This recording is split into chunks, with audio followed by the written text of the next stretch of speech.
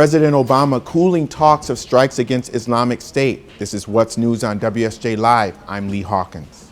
President Barack Obama saying the U.S. has no immediate plans to escalate military operations against Islamic State extremists in Iraq or Syria. He says the U.S. needs to counter the group's advance while formulating a broader strategy to protect U.S. interests and allies. The president says the U.S. is still developing its plan to get Islamic State out of Iraq and Syria, where it has captured large pieces of territory since June.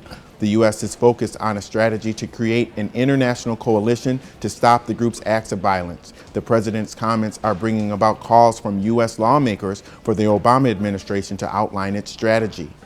Household spending is falling, a sign that cautious consumers could hold back economic growth in the second half of the year. The July numbers showing personal spending dropping a seasonally adjusted 0.1% from a month earlier. The Commerce Department saying it's the first time spending has fallen for a month since January. Personal spending measures what Americans pay for everything from sneakers to doctor visits. The report is among the first data points to offer insight into the second half consumer spending, which drives about 2/3 of U.S. economic output. Tesco plc is issuing its third profit warning, saying it plans to slash its interim dividend and reduce capital expenditures. The announcement underscores the challenge facing incoming chief executive David Lewis. The UK's largest retailer is struggling against fierce competition in its key home market.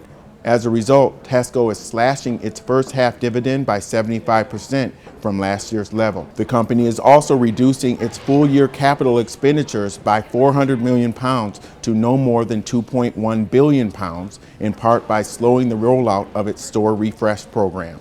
This is Tesco's third profit warning in 3 years as the company tries to deal with price pressure in the UK grocery market. In that market, the share of Tesco and its large rivals is being eroded by no-frills competitors and the effect of costly investments overseas. For more and to follow these stories, tune in to WSJ Live or go to WSJ.com. I'm Lee Hawkins.